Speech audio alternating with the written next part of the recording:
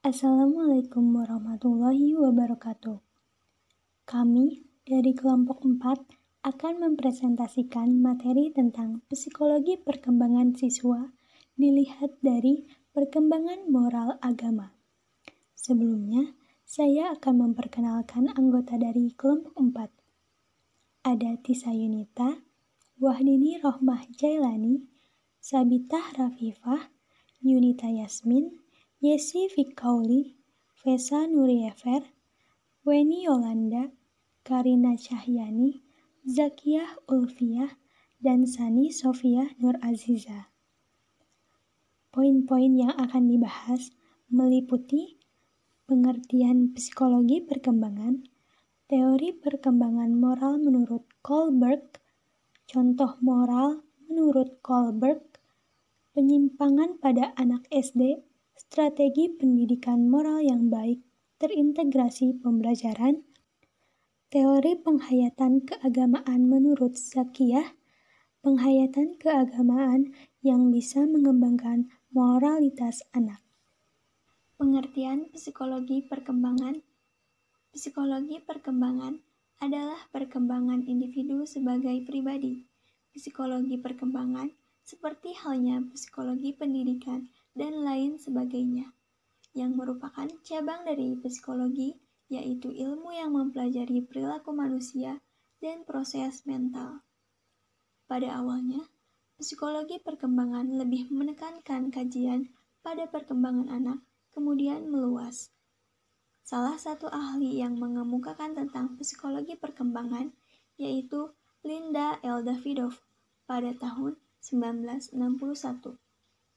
Menurutnya, psikologi perkembangan adalah cabang psikologi yang mempelajari perubahan dan perkembangan struktur jasmani, perilaku, dan fungsi mental manusia yang dimulai sejak terbentuknya makhluk ini melalui perubahan hingga menjelang mati. Maka, para ahli sepakat mengambil kesimpulan bahwa psikologi perkembangan adalah sebuah studi yang mempelajari secara sistematis perkembangan perilaku manusia secara endogen, yaitu mempelajari struktur jasmani, perilaku, maupun fungsi mental manusia sepanjang rentang hidupnya dari masa konsepsi hingga menjelang akhir hayat. Saya akan menjelaskan teori perkembangan moral menurut Lawrence Kohlberg. Yang pertama yaitu masa moral prekonvensional. Pada masa pertama ini, individu sangat tanggap terhadap aturan-aturan budaya, misalnya aturan-aturan baik atau buruk, salah atau benar, dan sebagainya. Pada masa prekonvensional ini dibagi menjadi dua masa, yaitu yang pertama masa punishment and obedience orientation. Pada masa ini, secara umum individu menganggap bahwa konsekuensi yang ditimbulkan dari suatu perbuatan sangat menentukan baik buruknya suatu perbuatan yang dilakukan, tanpa melihat sisi individunya. Yang kedua yaitu masa instrumental relativist orientations atau hedonistic orientations. Pada masa ini, suatu perbuatan dikatakan benar apabila orang tersebut mampu memenuhi kebutuhan untuk diri sendiri maupun individu lain, serta perbuatan tersebut tidak merugikan. Yang kedua ada masa-masa konvensional. Pada masa perkembangan moral konvensional, memenuhi harapan keluarga, kelompok, masyarakat, maupun bangsanya merupakan suatu perbuatan yang terpuji. Pada masa ini, usaha individu untuk memperoleh, mendukung, dan mengakui keabsahan tertib sosial sangat ditekankan, serta usaha aktif untuk menjalin hubungan baik antara diri dengan individu lain maupun dengan kelompok lain di sekitarnya. Pada masa konvensional ini dibagi menjadi dua masa. Yang pertama ada masa interpersonal concordance atau good boy or good girl orientations. Pada masa ini, setiap individu akan berusaha untuk dapat menyenangkan individu lain agar dapat dianggap bermoral.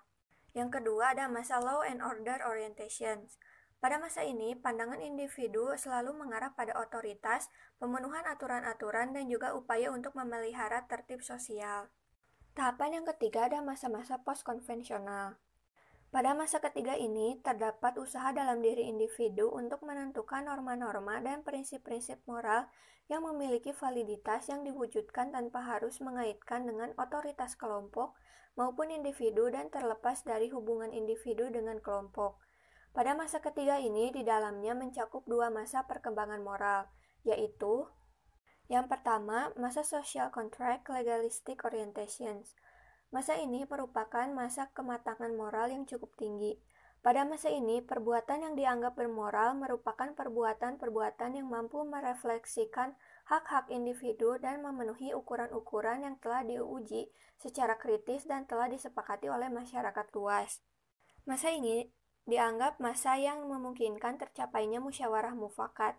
Masa ini sangat memungkinkan individu melihat benar dan salah sebagai suatu hal yang berkaitan dengan norma-norma dan pendapat pribadi. Yang kedua ada masa Orientations of Universal Ethical Principle. Pada masa yang tertinggi ini, moral dipandang benar tidak harus dibatasi oleh hukum atau aturan dari kelompok sosial atau masyarakat. Tetapi hal tersebut lebih dibatasi oleh kesadaran individu dengan dilandasi prinsip-prinsip etis. Contoh moral menurut teori Kohlberg. Pertama, tahap prakonvensional. Di tahap ini dibagi menjadi dua. Pertama, menghindari hukuman.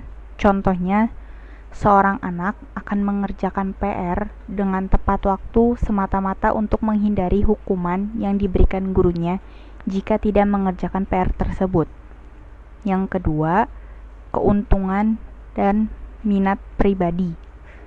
Seperti seorang anak akan membantu temannya karena ia berpikir suatu saat jika dia mengalami kesulitan, ia akan dibantu oleh temannya juga. Kemudian ada tahap konvensional. Pada tahap ini juga dibagi menjadi dua, yaitu tahap 3 dan 4. Tahap 3, menjaga sikap orang baik. Contohnya, seorang siswa akan menjaga sikap dan etikanya di depan guru agar tidak membuat keributan. Kemudian tahap 4,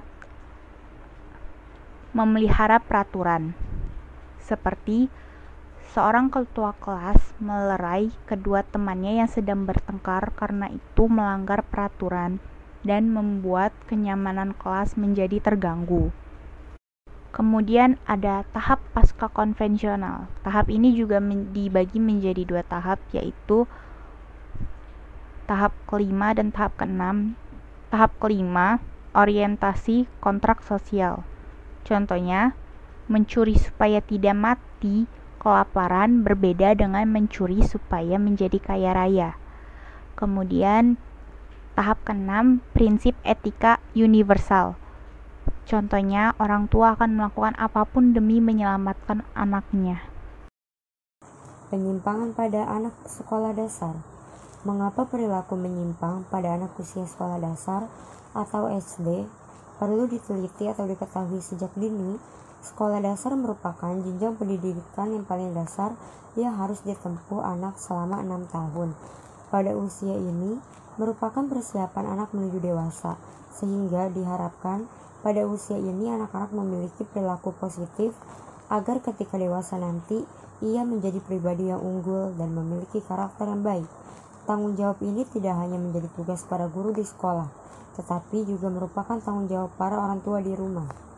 Hasil penelitian menunjukkan bahwa faktor penyebab perilaku menyimpang pada siswa salah satunya adalah faktor keluarga, yaitu kurang perhatiannya orang tua terhadap anaknya. Sedangkan bentuk perilaku menyimpang yang terjadi pada siswa antara lain yaitu hiperaktif, mengganggu teman, pencurian, dan membuat gaduh di dalam kelas. Adapun dampak perilaku menyimpang pada siswa ada dua, yaitu dampak pada diri siswa itu sendiri dan pada diri orang lain.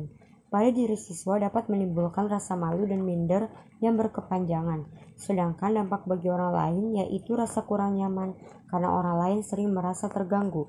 Upaya-upaya yang telah dilakukan pihak sekolah terhadap para siswa yang berperilaku menyimpang antara lain yaitu memberikan nasihat kepada anak, memanggil orang tua, menyediakan sarana membaca berupa perpustakaan, dan mengadakan kegiatan ekstrakurikuler, olahraga, dan seni untuk memfasilitasi bakat dan minat siswa. Strategi pendidikan moral yang baik terintegrasi pembelajaran. Pembentukan moral adalah tugas pengajaran budi pekerti, bahwa pengajaran budi pekerti tidak lain adalah mendukung perkembangan hidup anak, lahir dan batin dari sifat kodratnya menuju ke arah peradaban dalam sifatnya yang umum. Pendidikan moral itu mencakup pengetahuan, sikap, kepercayaan, keterampilan mengatasi konflik, dan perilaku yang baik, jujur, dan penyayang. Berikut adalah strategi pendidikan yang baik terintegrasi pembelajaran. Yang pertama, integrasi melalui mata pelajaran. Penanaman nilai-nilai moral yang juga merupakan bagian dari suatu usaha pembentukan kepribadian yang baik dapat dilakukan melalui mata pelajaran agama dan pendidikan kewarganegaraan yang diajarkan di sekolah. Yang kedua, ada pengembangan diri. Pengembangan diri merupakan kegiatan pendidikan di luar mata pelajaran. Kegiatan pengembangan diri merupakan upaya pembentukan watak dan kepribadian siswa yang dilakukan melalui kegiatan ekstrakurikuler. Kegiatan pengembangan diri yang kegiatannya melalui ekstrakurikuler ditujukan guna mengembangkan dan mengekspresikan diri sesuai dengan kebutuhan, potensi, bakat, minat, kondisi, dan perkembangan siswa. Lalu, yang terakhir ada budaya sekolah, merupakan tindakan yang dianut oleh seluruh warga sekolah dalam membentuk perilaku, sikap, cara berpikir, dan nilai-nilai yang tercermin dalam wujud fisik maupun abstrak. Budaya sekolah merupakan kerangka kerja yang disadari untuk mewujudkan tujuan-tujuan yang merumuskan dalam visi dan misi sekolah demi kepentingan bersama.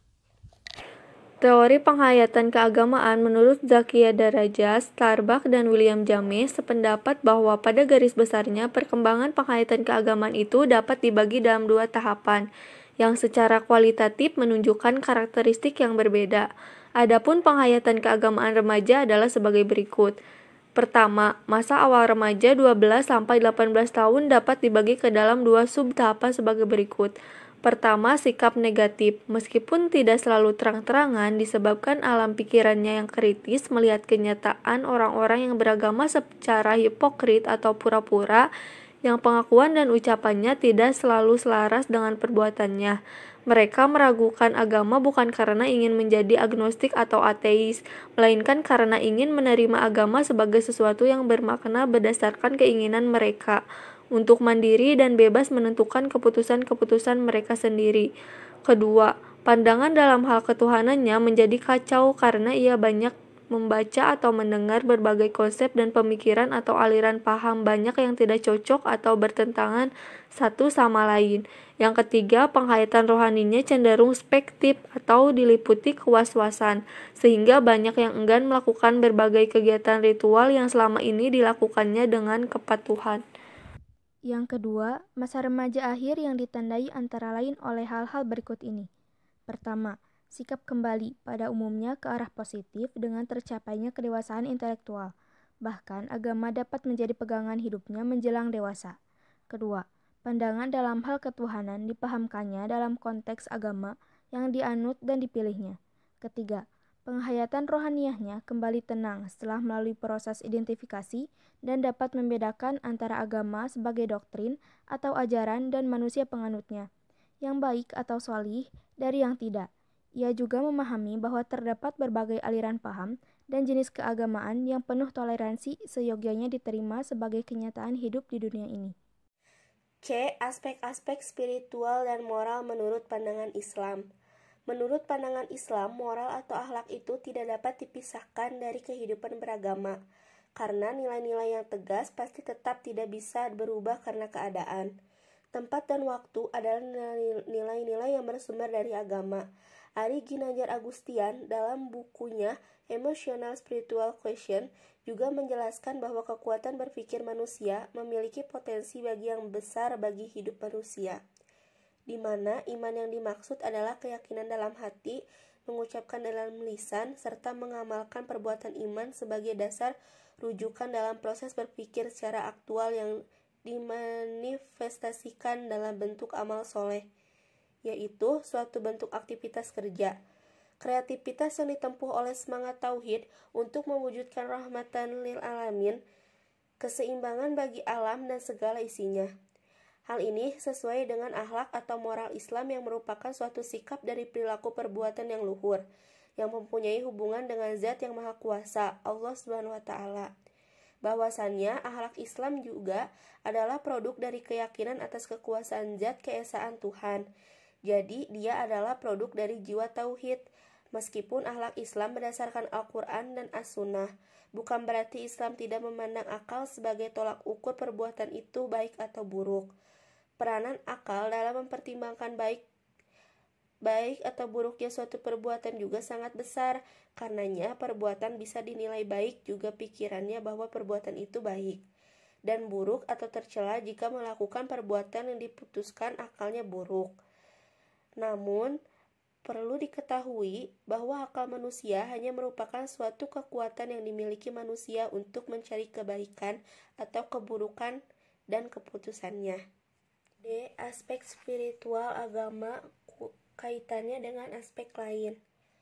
Kaitan antara agama, emosional, moral, dan sosial, yaitu dengan adanya aturan-aturan dalam agama itu, maka manusia dapat mengetahui, memahami, serta merealisasikan aturan-aturan yang ada di dalam agama. Dengan adanya aturan-aturan yang ada dalam agama itu, manusia dapat mengendalikan emosinya, dan selain itu, manusia juga harus memiliki kemampuan dan strategi untuk mengatur emosinya. Selain itu, Islam juga mengajarkan agar manusia itu tidak berlebih-lebihan dalam meluapkan emosinya. Intensitas emosi yang terlalu tinggi dapat membuat seseorang kehilangan kontrol, baik emosi negatif maupun positif. Dan juga adanya aturan-aturan itu, manusia bisa membedakan yang baik dan buruk. Di samping itu, dengan kita memahami agama ini, kita dapat bekerja sama atau bersosialisasi antara sesama manusia. Sama spiritual dan religiusitas. Menurut William Irwin Thompson, agama memang tidak sama dengan spiritualitas, namun agama merupakan bentuk spiritualitas yang hidup dalam peradaban. Dan menurut Mickley et al. Menyebutkan bahwa agama merupakan salah satu dimensi eksistensial. Dimensi eksistensial dan spiritualitas berfokus pada tujuan dan makna hidup, sedangkan dimensi agama dan spiritualitas berfokus pada hubungan seseorang dengan Tuhan yang Maha Penguasa. Jadi, agama bisa dikatakan tidak sama dengan spiritualitas, tetapi keduanya tidak bisa dipisahkan. Yang kedua, spiritualitas dalam psikologi humanistik. Psikologi humanistik bahwa manusia pada dasarnya memiliki potensi-potensi yang baik, minimal lebih banyak baiknya daripada buruknya. Psikologi humanistik memusatkan perhatian untuk menelaah kualitas-kualitas insani, yakni sifat-sifat kemampuan khusus manusia terpatri pada eksistensinya seperti kemampuan abstraksi, daya analisis dan sintesis, imajinasi, kreativitas, kebebasan berkehendak, tanggung jawab, aktualisasi diri, makna hidup, pengembangan pribadi, humor, sikap etis, dan rasa estetika. Psikologi humanistik memandang manusia sebagai makhluk yang memiliki otoritas atas kehidupan dirinya sendiri. Jadi, psikologi humanistik menunjukkan bahwa manusia adalah makhluk yang sadar, mandiri, pelaku aktif yang dapat menentukan hampir segalanya. Yang ketiga, spiritualitas dalam psikologi transpersonal. Psikologi transpersonal merupakan kelanjutan pengembangan dari psikologi humanistik. Aliran psikologi ini disebut aliran keempat psikologi. Ada dua unsur penting yang menjadi perhatian psikologi transpersonal, yaitu potensi-potensi luhur dan fenomena kesadaran manusia. Dengan perkataan lain, psikologi transpersonal memfokuskan perhatian dimensi spiritual dan pengalaman-pengalaman rohaniah manusia. The state of consciousness adalah pengalaman seorang melewati batas-batas kesadaran biasa, seperti pengalaman-pengalaman ahli dimensi, memasuki alam-alam kebatian, kesatuan mistik, komunikasi batiniah, pengalaman meditasi, dan sebagainya. Psikologi transpersonal, seperti halnya psikologi humanistik, menaruh perhatian pada dimensi spiritual manusia yang ternyata mengandung berbagai potensi dan kemampuan luar biasa. Bedanya adalah psikologi humanistik lebih memanfaatkan potensi-potensi ini untuk meningkatkan hubungan antar manusia, sedangkan psikologi transpersonal lebih tertarik untuk meneliti pengalaman luar biasa dari potensi spiritual ini. Penghayatan keagamaan bisa mengembangkan moralitas anak. Sebelumnya, yuk kita bahas dulu apa sih pengertian dari spiritual keagamaan. Nah, kata spiritual berasal dari bahasa Inggris yaitu spirituality yang memiliki kata dasar spirit. Memiliki arti semangat, roh, dan jiwa. Kata sifat spiritual berasal dari kata Latin spiritualis yang berarti of the spirit, kerohanian. Menurut Whitmer tahun 1989, spiritualitas sebagai suatu kepercayaan akan adanya suatu kekuatan atau suatu yang lebih agung dari diri sendiri. Mari sekarang kita bahas pengertian moral. Moral berasal dari bahasa Latin mores, yang artinya kebiasaan atau tata cara kehidupan. Moral adalah ajaran baik buruknya perbuatan dan kelakuan. Akhlak, kewajiban menurut ahli Purdawarminto.